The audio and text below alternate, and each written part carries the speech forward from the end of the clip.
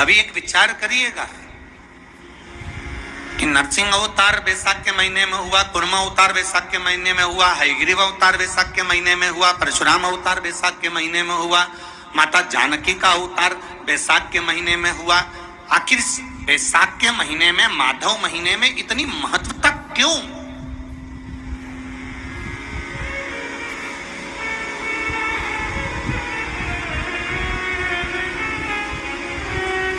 बैसाख के महीने में पड़ने वाली एकादशी, चतुर्थी, प्रदोष,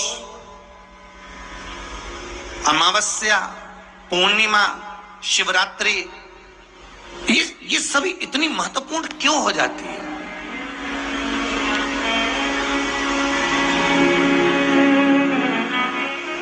इसकी महत्वता इतनी प्रबल क्यों हो जाती है? किस लिए? क्योंकि बैसाख का जो महीना पड़ता है, सूर्य की संपूर्ण तपन, सूर्य देव अपने पूर्ण तेज के साथ मृत्यु लोक के निवासियों पर, चाहे जलचर हो, थलचर हो, वायुचर हो, चाहे जो जीव हैं, उस पर जब किरण फेंकते हैं तो संसार का जो मनुष्य है उस पर जब ताप पड़ता है तो ताप पड़ने के कारण उसके मुख से भगवान का नाम निकल ही जाता है, स्मरण नाम निकल ही जाता है। जब उसके मुख से भगवान का नाम निकलता है तो वो भगवान की शरणागति खुद ग्रहण कर लेता है स्वयं।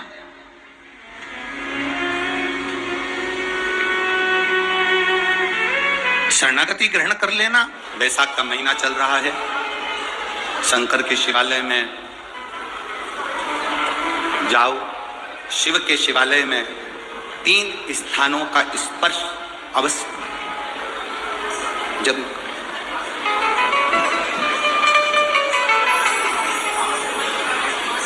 किसी मंदिर में शंकर जी के शिवलिंग को छूने नहीं देते, जैसे दक्षिण साइड में, साउथ में, तो अपने ही घर में जो शिवलिंग है उसके 3 स्थानों का स्पर्श अवश्य समझिए।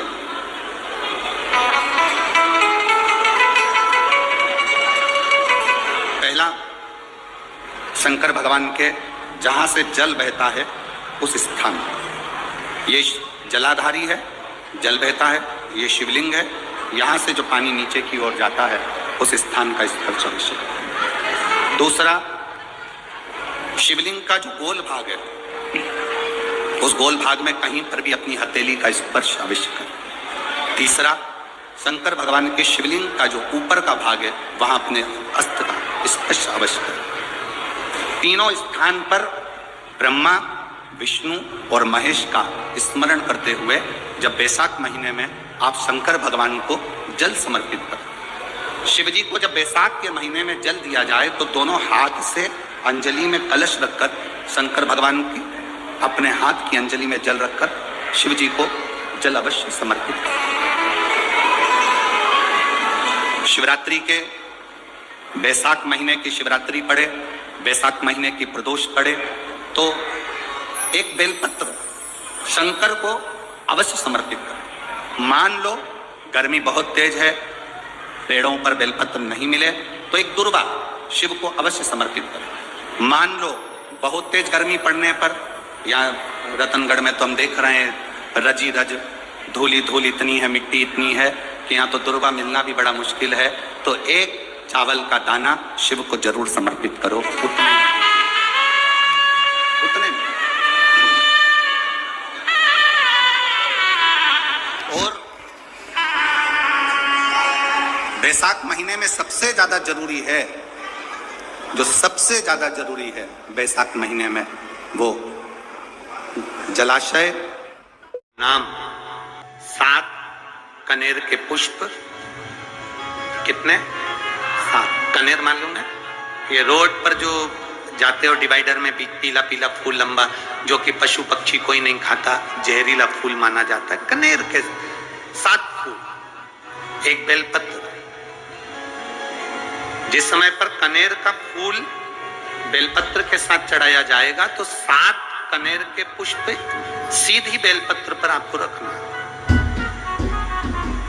2-3 प्रदोष कर देखना, अगर कोई आपसे कहे कि आपका भाग्य ठीक नहीं चल रहा, आपकी किस्मत ठीक नहीं चल रही, आपके ग्रह ठीक नहीं चल रहा है, आप भाग्यशाली नहीं हो, पहले तुम वहां से उठ जाओ। उसके बाद में देवाधिदेव महादेव के पास 7 कनेर के पुष्प एक बेलपत्र में रखकर नंदीश्वर के पास में बैठकर श्री शिवाय नमस्तुभ्यम बोलकर अशोक सुंदरी वाली जगह पर स्पर्श कराकर भगवान शंकर पर 7 फूल के साथ बेलपत्री की डंडी अशोक सुंदरी की साइड हो, ऐसा स्मरण करते हुए शिव को समर्पित कर दे।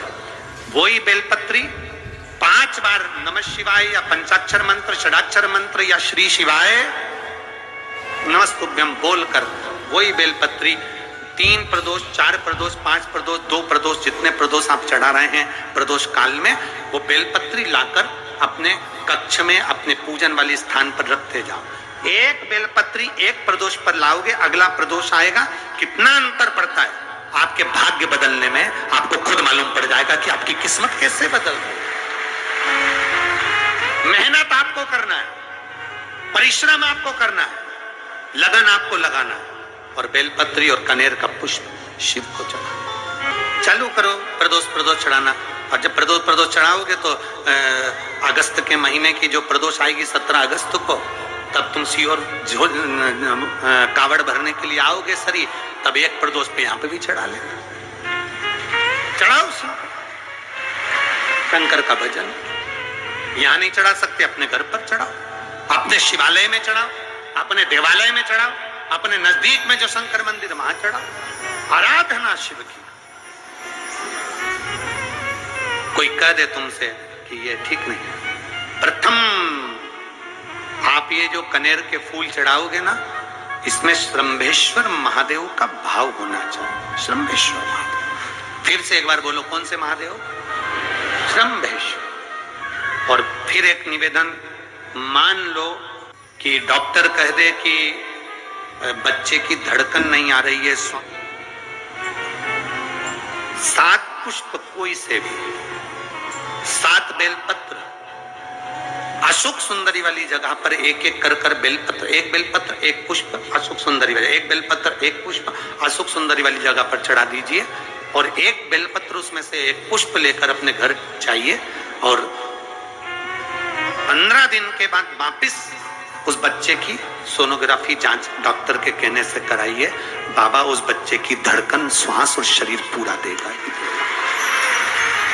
श्रंभेश्वर महादेव में, श्रंभेश्वर महादेव का जब नाम लिया जाता है तो 33 कोटि देवी देवताओं का एक साथ नाम उच्चारण हो जाता है।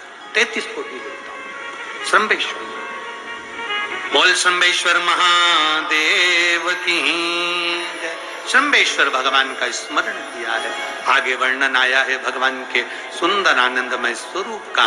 जब भगवान देवाधिदेव महादेव आनंद में विराजमान थे, देवता और राक्षसों ने मिलकर मंथन किया, मंथन में विष निकला जो देवाधिदेव महादेव के पास पहुंचा। शिव जी ने विष को धारण करा, क्योंकि घर का जो बड़ा होता है, घर का जो बुजुर्ग होता है, उसको बहुत सहना पड़ता है, बहुत सहना पड़ता है। घर का जो बुजुर्ग है, घर का जो बड़ा है, उसको सहना पड़े, सहन करना पड़े, और सहने की आदत होना भी चाहिए, सहने की आदत होना भी चाहिए सब। जैसे तुम्हारे घर में बिजली है, अरे बोलो तो जम के, लाइट बिजली है, प्रत्येक घर में बिजली होती है, तो क्या प्रत्येक घर बिजली घर बन जाता है? जम के बोलो जरा।